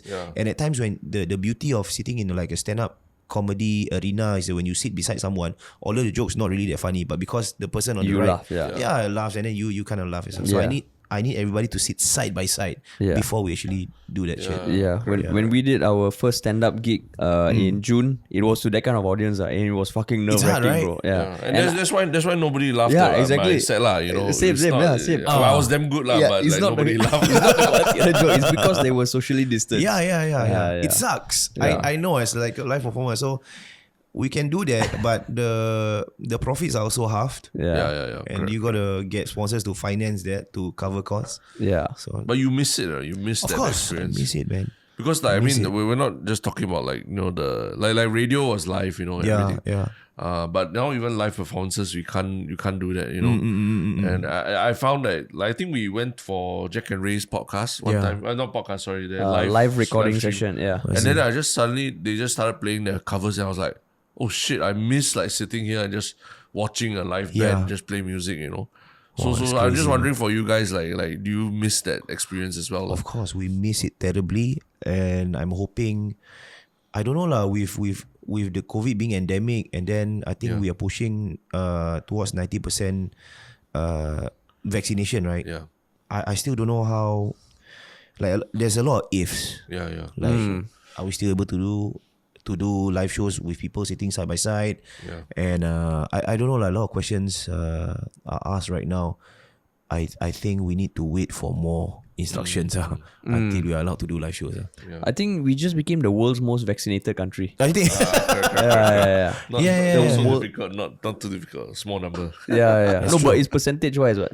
Oh yeah, true. It's not by number, it's percentage, which is still an achievement. We've still got people holding out. Still got people. What to do? But also, I mean, you know what's the crazy thing is like every time we get to meet you guys and talk to you, I always feel like, wow, you guys are like the killing it in the audio game lah. You know, like you're finding so many different ways, like soap and live shows and everything, to actually try and make make this whole thing work lah. And I feel that that's what a lot of young content creators need to learn. I see. It's not so much about like being the number one YouTuber or number one podcaster or anything, but learning how to create an ecosystem for yourself, you know, to survive, right? Because I think in Singapore, that's like always the toughest part. Even if you're an actor or MediaCorp or what, that's tough. But then hearing your experience is I think it will inspire a lot of young content creators. But you know, just given COVID and the last 2 years that we've had, it's been damn tough for everyone. What is like for someone like starting out now? Like, what would you tell them? Is the most important thing to build up lah in your sort of bag of tricks and all. I think stamina. A lot of I see a lot of people like trying to make in the podcast scene, and then they don't even have a proof of concept, and then they'll message like, what should I do? You know, you should just try shit out, man. Like you get me? The fact that you need to be handheld through your process of content creation. I don't think that's. I mean, when you all started podcast, you didn't ask anyone. You just started, right? And then right after that, in between, when you face like several, humps right in front, and then you ask for help from other people and all that. I think it's that lah. It's like fucking start, man. But when they say, oh, but you had your radio experience, everything. Well, we also had the cancellation, so it comes with the territory lah. I don't know. Yeah, some of them they easily dismiss because you had a radio background. Let's just be honest, my radio listeners is not as much as our podcast listeners. It's like way more. So in a sense, we still needed to build from ground up, right? Yeah. And you must also understand where I come from for radio. A lot of listeners are slightly older, and they're not in tune with Spotify, and it's a hard conversion for them. They are already on their infrastructure in cars, at home with their radio devices. They don't have that app. So we are tapping on a new audience altogether, appealing to them. So I guess. And it's not just audiences, it's advertisers also. True. You're educating them about all these new trends as well. So even for us, it is not an easy path in terms of like even YouTube versus Spotify. There's still a bit of a learning curve. Some people, they like we literally just met people today who are like, I don't understand podcasts. It's like, I see. It's just not. They a don't thing. even know OnlyFans. Oh, really? Someone Yeah. now They who don't doesn't know OnlyFans, I'm like, yo, Yeah. how can you not know of OnlyFans? I see. Yeah. But podcasts, I always thought like you got to have at least heard one podcast in your life or something. up You to still now. think to that? say, Yeah, hard to say, man. But yeah, that boggles me. That Yeah. boggles me because I mean, isn't Spotify like if you listen to music on Spotify, how can you not even just explore? Please check your Spotify privilege. Okay? Not My phone everybody privilege, has alright. your smartphone privilege. Oh my God. Yeah. But so like if people wanted to find out more about you, I mean I know you have a big individual presence, but okay, let's go. Is it across all the social media platforms? Like what are the handles people can look out for? Yeah, you can just follow on Instagram at OKLETSGO.SG. Is it .SG? I forgot. I need to check. Never mind. We'll you put the link in the You can just check it out on Facebook. We have a presence there as well. But here's something interesting. Like some of our listeners are not even on socials. They got to know about us and then they just download Spotify for the sake of listening to us. Yeah. So sometimes I don't trust the numbers from Instagram. Like we might post something, it might get like let's say 700 likes. Yeah. But when you sell a show for 1,500 people, it sells out. So I feel numbers across different platforms doesn't necessarily translate to the more sales you will get. That's I learned it the hard way, and I've had several clients who have tried several different influencers with like a shit ton of followers. Yeah. And the ROI was worse than how it was in our podcasting bandwagon. So I just feel numbers don't mean shit if you cannot back it up with sales. Yeah, exactly. Yeah. I mean, even for us, like we're so thankful that our subreddit community is very passionate, lah. That's And fantastic, right? Yeah, it's fucking great, man. Yeah. And there's a certain loyalty, and I think it stems from the fact that, like what you said, we are in their ears Yes. for an hour 3 times a week, lah. I feel because you always engage with them on the thread, so it feels like they know you. Like, Yeah, exactly. It's a persona. I mean, it's the real you. After listening to the voice, like I can now talk to you after Yeah. listening to you. Yeah. I think that's really important. But we haven't tried Clubhouse yet. Maybe You should. Maybe we do that. You I should. love the idea. The Clubhouse. Hey, if you can get Malaysia over the fun, iOS thing, you tell me cannot. I cannot get over.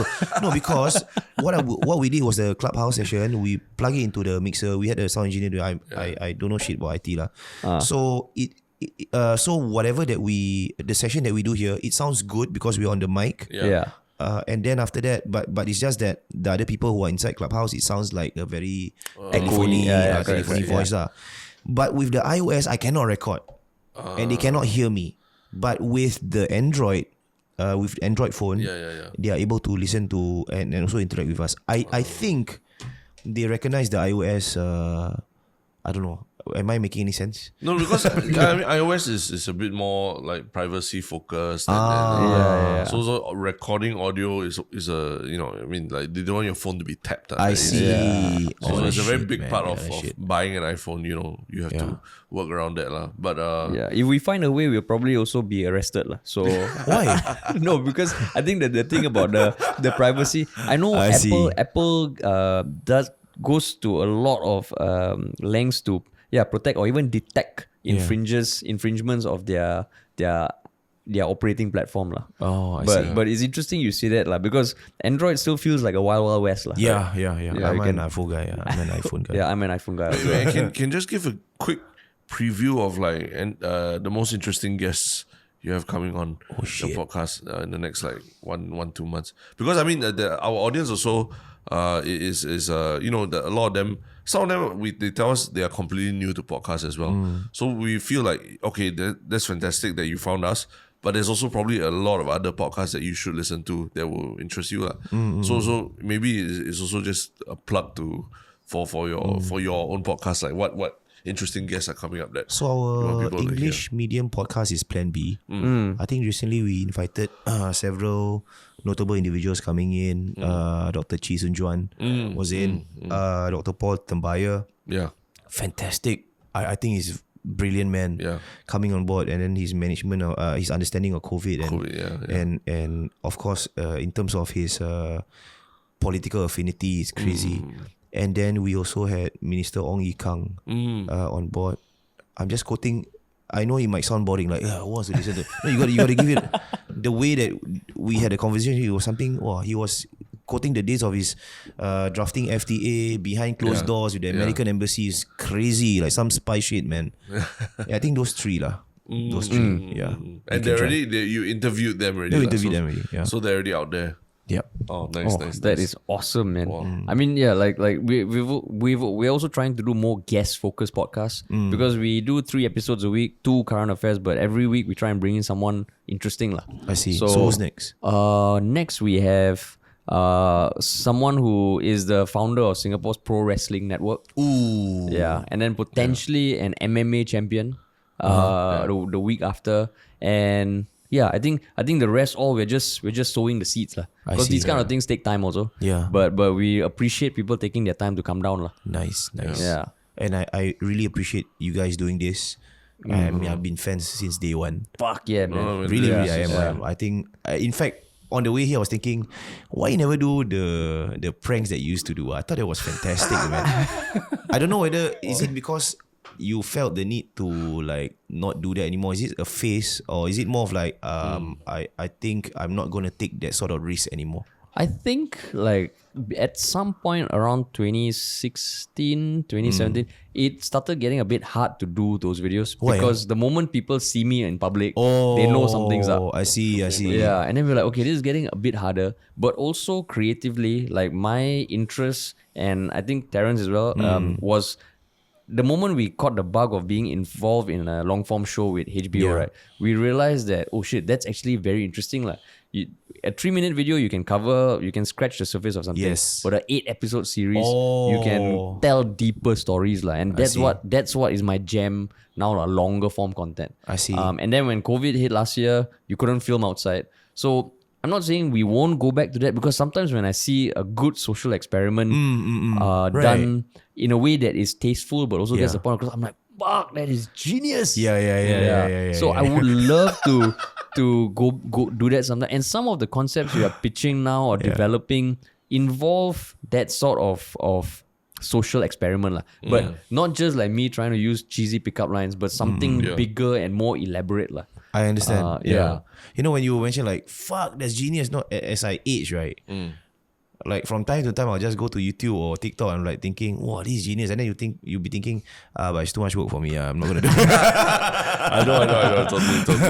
No, I mean, in some way, podcasting kind of spoils you. Yeah. Because it's such a beautiful medium. I fucking love creating it. But there's also like, there's a certain sense of, how you say, laziness. You just say it. Laziness. I would say comfort. Comfort. You know, like doing video pranks on the street is like 7-8 hours outside in the hot sun. Dude, now we are in a studio aircon. It's fucking awesome. You're right. And I think there's a danger to that, especially for us. There is like, a danger. A lot of people are saying, why are you not rolling out videos and all that? You know, some of the episodes should be video podcasts. I was like, dude, it takes a lot of time to edit, man. So we just pay for someone to do it, and when we have the budget, we'll do it. If not, we'll just stick to, you know, the bread and butter. Yeah. And I think that is a very important, because we are also facing that now. We want to scale up, but at the same time, you don't want to ramp up and like, because we have also seen people ramp up and get a team of 80 people. True. But then something's got to give, man. Yeah. And I would rather like we build slowly and have that sort of stability. Like, because last year was fucking rocky for everyone. I see. And if we had a huge team, right, it would be terrible, because we would have to lay off people. Right. So now that's the model, and thankfully, we are getting to do the shows we want to do. We've built this wonderful community and able to get guests like you on. So we are fucking thankful for this. Like, I'm thinking, do you watch Smosh? You last time. You know how back then, like, both of the hosts, right, used to front the videos. And then they took a step back and they announced like a whole new lineup who were under the brand of Smosh. I was thinking like maybe Ministry of Funny, you have like interns coming on board and you train them to do videos, and you just be the guy to tell them, you do this, you do that? At some point, I don't know whether that ever crossed your mind. At some point, it did cross my mind. Yeah, but then also, like, we also try and study or look to the West or the people that we admire and how they have built their dynasties and empires and all. And to me, right now, I would rather be able to do a few kick-ass projects a year. I see. Like, fucking build up a brand of, even if it's just a smaller team, but everything we do is great. As opposed to churning out a lot of content. So I just want to understand, like, I know you all been doing like a lot of long forms, right? Yeah. And is that like the future? Will Ministry of Funny be one day like shooting a full-length movie, and will it be like the next Jack Neo thing or whatever? Well, Jack Neo. I don't know. I mean, what was the vision? Like, because I grew up, technically I already grew up lah. But I consume you guys since 20. The short forms were the ones that I fall in love with, and I felt that in this space, even in this day and age, we don't have that. Like when I look at people like Vitali, I look at Joshua Pelin who does this kind of pranks and also their own. And like even Dude Perfect, there's none of that here in Singapore. And I think you guys like embody that. There's this sense of craziness, unpredictability of the things that you do. I mean, the maybe also comes with age, lah, right? As you meet, you're 35 and above, right? I was like, damn, I'm just sitting there watching Haresh like in the sun, like running up to girls to try and talk to them. And or say, clothes being turned off, pulled off. Yeah, and then in his underwear, literally, in front of the Merlion, I got my intern pulling his clothes off, and then the tourists all laughing, and then I'm like, this guy, he went to university, got degree, mother very happy. So fuck you, while recording, you're there pitying me. Because I'm really there behind the camera, I laugh also. But then after, like, how? I mean, you want to get married, have girlfriend, all this kind of thing. Like, beyond 35, how to keep maintaining that? But the caveat is, so when I say like I would love to do something bigger, to me one of my idols is Sacha Baron Cohen. Correct. Big. So he's still wearing underwear in public. But it's part of a bigger thing. And I would I look at him, I'm like, fuck man, this guy is a legend. He does such impactful comedy, but it's so ridiculous, and that is a fucking big inspiration for me. True. So if we were ever to go back into social experiments, I don't want it to just be a 3-minute video. I see. Like a fucking movie, or like do it, a man. big ass thing. We've pitched things like, let's get like the most number of balloons ever collected in Singapore, float across the Singapore River, that kind of thing, Or take the drone when drones were a new thing. Bring a drone, bring a teh tarik up there, then get it to tip over such that we have the world's tallest teh tarik. Fuck, things you like should that, do that, man. Yeah, so we have all the ideas in our bag. It's been rejected by everyone we pitched it to. Why? But at some point, we are gonna fucking make it happen. Hey, dude, I can connect you to people who want this shit, dude. Fucking like Teh Sarbat or whatever. Can you imagine? They would want to be part of this. Dude. Fucking let's not just talking about it. I'm getting excited again. The longest teh tarik, dude. That's a show sell, man. Yeah, exactly. And now with technology, we should have said this because people will copy. Malaysia will copy. So all this kind of thing we want to do, but you need time and the budget and all these things. So like what you said, there's so many things to do. But we're also trying to do it in a way that's sustainable. But bro, like that bug of like putting people in a spot and getting responses will never leave me, and I think never leave us. But it needs to be more than just a 3-minute video. So when I look at Borat, I'm like, fuck man, this guy is a genius. But it's part of one big ass plan. True. So if you say definitely we want to make a feature film. We want to make TV series. We are working on a live talk show series now and developing that. Well, you've done a feature film before, right? No, we did a TV series, 8-episode TV series. Yeah. TV series, don't mind sharing, like, how much do these things cost? I know it costs a ton, right? The budgets are usually like 300-400 up to I've heard million or so if it's crazy. Like in the HBO Singapore context. In Singapore context. And it's expensive, right? That's considered pretty high budget for Singapore. But in other countries it might be considered, And how much are you all looking to collect before you all start your feature? You mean like raising the money and all? I mean, a lot of times it's we so far what we've worked on is we've been commissioned by a network. I see. Whether it's MediaCorp or previously as HOOK, they commission us to write and produce it and do everything. But even that process of getting there, being commissioned, is a very long process. Are there a lot of players in the market? Yeah, they are. lot, Like every pitch, you'll get people pitching like crazy. Like especially last year when production houses, everything came to a standstill. So everyone is everyone's trying hungry, to, man. everyone is trying to build up their slate for when borders. I mean, like the restrictions open, start filming. So everybody was pitching lah. But that's where, like what you said, one thing is stamina. There'll be a lot of people who pitch, but whether they can carry on pitching, whether they can iterate their concepts. I mean, some of our concepts that have gotten greenlit and made into a pilot or series were things that we pitched 3 years ago. No one gave a shit, but we have that PDF in our G drive. I see. So when a pitch comes up, we're like, okay, maybe this one 3 years ago couldn't work, but it deals with stock exchange. You know, there was GameStop. Maybe it's a bit more relevant now. You know, people are retail investing has gone up. Yeah. Then we pitch it lah.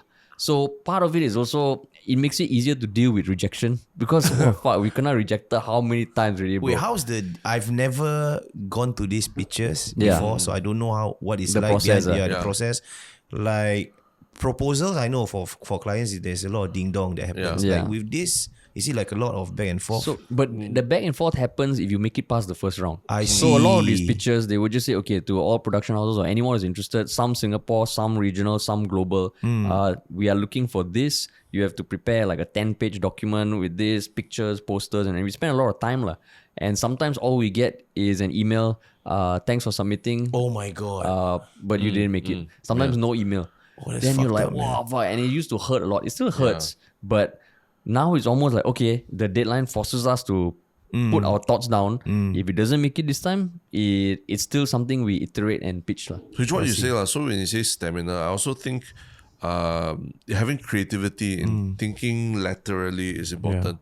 Like what you said about you're doing a podcast, you're building a brand, but you also think about, okay, what products can we sell to make it. So I kind of see when you are what we're doing also is kind of similar in that we think laterally. Like we're doing a podcast, and then maybe that makes us stand out more. Our brand stands out more when we pitch a TV show or something. Yes. When you say, how can you two are not even like 40 years old yet. How can you write about what an old man is thinking? But we've interviewed people, we've talked to a lot of people, and we understand how someone who went to Afghanistan and got de-radicalized and came back. So we can write a show about terrorism, So these things, as much as they all seem to be all scattered in the universe, like Steve Jobs say, only one day when you look back, then you see how the lines connect the dots. Ooh, that's powerful, man. Yeah, So that's why like you, in some way, I feel like we also feel like we're stabbing in the dark, trying to see what works. True. But somehow it will all connect, and you only know that it connects when you look back one day, lah. Yeah, and it really helps to have a community lah, because we even did a scripted audio pilot for Audible.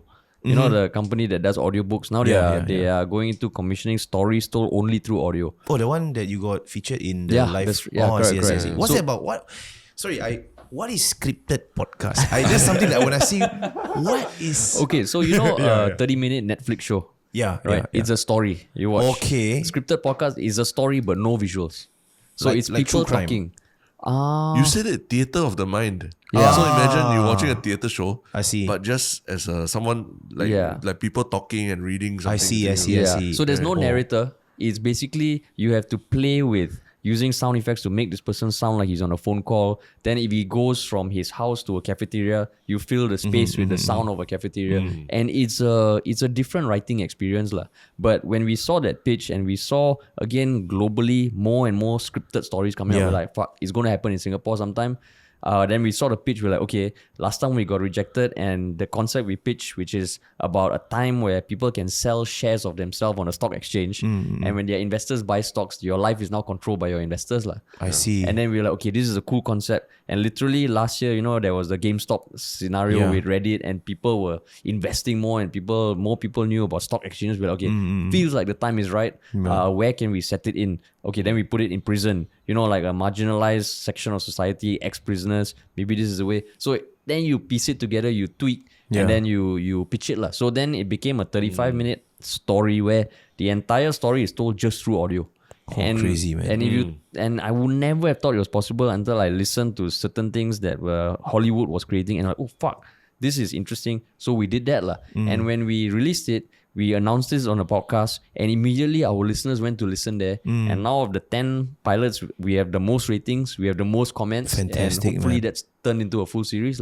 So it's almost like what you guys were saying, connecting the dots. It's like you need to do multiple things. True. Because if you put all your eggs in one basket, Yeah. something happens, you get fucked. And just before this, I was saying, with Spotify now, they're great for introducing podcasts to people. But at some point, they're going to make some tweak. Yeah. And it might fuck us all over. So it's important we diversify. True.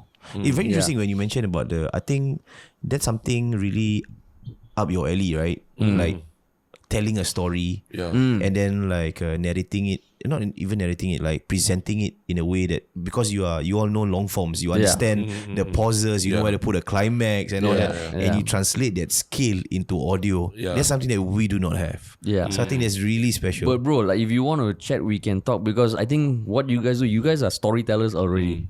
And it's just about finding a way to package it, and there's so much potential, bro. Like we literally converted this office into a studio for that project. I see. They were like, hey, fuck, this is our podcast studio. So yeah, the tentage and all, we set it up because we figured, okay, if we want to do it well, we need to do it right. Yeah. What advice will you give me? Like right now, like you've seen the things that I've done, right? I like to, like, from time to time, just, take some nuggets. Based on whatever you said about your goals. Yeah, and all. like at times I feel, I always think to myself, how long will this shit last? It feels good right now. Because you still building, and then of course the money is good. But I don't know how long this shit will last. This like Ronaldo turning to us and asking, hey, can you give me some tips on football? How to keep fit? I mean, sometimes you see it from a different angle, right? Yeah. Like and I always feel that at times I'll get into arguments with my partners that we're not pushing hard enough. I think we're becoming predictable. That sort of thing. Like, is being predictable good, or should we switch it up? Like, what? I don't know. At times, like, and you can see the numbers. Like, at times there's certain episodes they plateau, and I think, like, so what do you guys want? Do you want more raunchy content? Should I bring in a CBN inside and we sit on it or whatever? Shit like that lah. Howard Stern. So I really, at times, I'm groping in the dark. True. I don't know what is. I mean, what anymore? I guess for me, one very surprising thing was like, these scripted audio podcasts. I actually, in even in my research, I actually enjoyed them a lot, and I don't think I would have possibly enjoyed them without having had that bridge of listening to podcasts, like just people talking kind of podcasts, and then I opened my mind to, like, okay, scripted podcasts, the possibilities. And it's a complete different medium from normal like conversational podcasts, because we are going back into a very long history of BBC, War of the Worlds, Orson Welles, narrating War of the Worlds and all that. And so we're going, and if you look even further back, we're going back to the history of sitting by a fireplace and then someone, an old person telling a story and everything. And that's where I think the ground is ripe again for this medium again. Really interesting. Like my eyes just lit when you mentioned about scripted podcast. So what we call it in Malay radio is called bangsawan. So for the longest time in traditional radio, there is a slot every single weekend where they will reenact certain things. I mean, it's like a drama, but an audio form. But during the time I quit, the listenership for that particular segment, seriously, nobody listens to that shit. I think because of the stories that they tell. So at the point I was thinking, like, what if I listen to the bangsawan that they were doing on the older, because I was in the younger station, right? To the older station, and we fucking parody the hell out of it. Things like that, like how you have taken, like, what you said is true. Like, scripted audio is something like a radio heritage, right? But you've managed to rehash it and present it more palatably to the current listening audience. Maybe, but it might also just be time and place thing. I see. Like this audience, like remember podcasts early 2000s, there was a little bit of a blip because when everyone buying iPods, then there were people downloading podcasts and all that, quite interesting. Mr. Brown was big then, right? Yeah, Mr. Brown. Then after that, it just nobody listened. Then suddenly Serial, the podcast in America, I see. picked up, and then people were literally like meeting up to listen to a podcast together. And then it started another trend. A lot of people started experimenting and things. So I think we are at a stage where people are getting re-educated again. The joys of listening to long form, radio and not a radio, but on my own time lah. When I'm doing dishes and all that, they're listening to it and they're being trained to understand that. Oh, actually, maybe even like a scripted podcast. So if you listen to don't say America, but Singapore, the Aware Saga podcast. I thought it was. I mean, to be honest, like by the end of it, I was in tears. It affected me. Like I was that touched by that moved by the podcast. And not because I knew the people who were doing it, but because the content like really spoke to me as a Singaporean and all that as well. This scripted. Sorry. So I mean, it was entirely scripted. It's not narrative in that sense, but it was scripted and it was. It's almost like a documentary, It was like a documentary that when I drive, I look forward to listening to it. So the scripted podcast that you all do, right? It's a fiction. It's fiction. It's fiction. Yeah, it's fiction. yeah. So we got Sex. voice sex or sets. Sex scenes. Not yet. Should put. Bro. Yeah, definitely. Spike it up. Definitely. Yeah, definitely. But not physically doing it, just like Yeah, definitely. And it can be done in the studio. Our sound engineer tell us before what he and his hand created a lot of love scenes with him in his mouth and his hand before. Dude, you know, in 2019 before we got cancer, what sort of content we're doing? We're like, we wanted to do like a storyline, like we retell a story, a scandalous story, and then we didn't have any female voice. So we said to our listeners, our 54% of the female demography of listeners say, we are doing an audition. So you can give us a sample of how you moan. And then we react to it. And they sent. Oh. They sent, bro. There were so many emails. And then we're like, what the fuck that we have done? And then we just we played the first MP3 and then they're like, oh shit. I thought it was fun. I was like, oh my gosh. I don't know whether we can still do that sort of shit. Fuck it, let's just do it next one.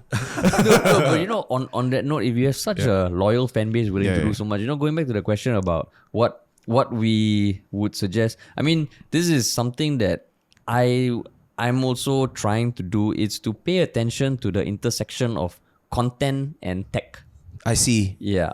Because I think, there's one thing about selling products, food or consumer good or merch. Yeah. But those sort of things, I feel it's not the most, it's not the most scalable because it's still a physical thing. You're right. And now there's so much happening in the creator space in the US. Like fucking so much. There's certain software being used to help edit podcasts. It blows my mind. And I think you have so much expertise in the domain. And I'm sure if you wanted to hook up with technical people to build something, right, there's a lot of potential there.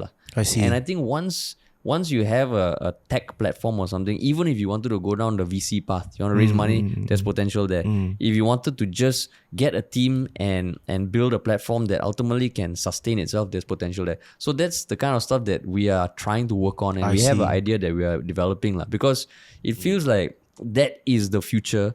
And we are trying to, while the audio space is hot, right, there's a lot of potential. A lot. And you all have so much. First of all, you have data, you have experience, you have credibility, and it feels like if you want to make something happen, right, there's so much you can fucking do, man.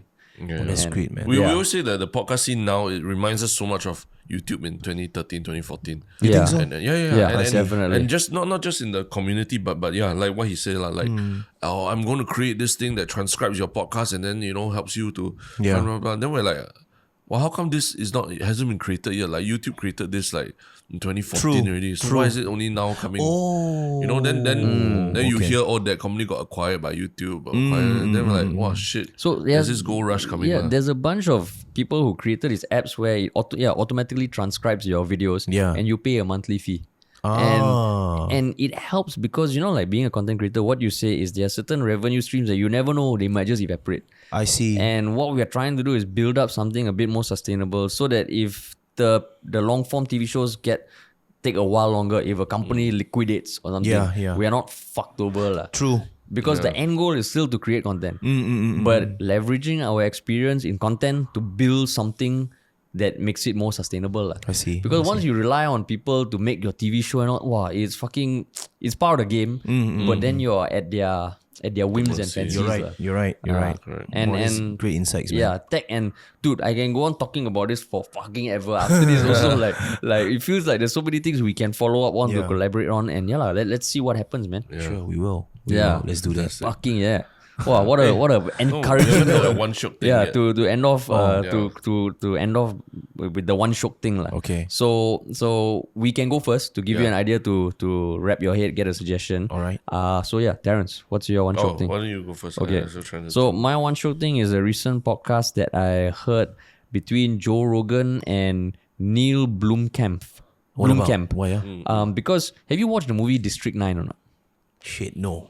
Dude, I have a problem committing to Netflix shows nowadays. I don't know whether it's on Netflix. It's a movie that came out a few years ago. And it's one of my all-time favorite movies. Like it's about this. It's set in South Africa, and where these aliens, instead of coming to Earth and conquering Earth, right, they are almost put in refugee camps.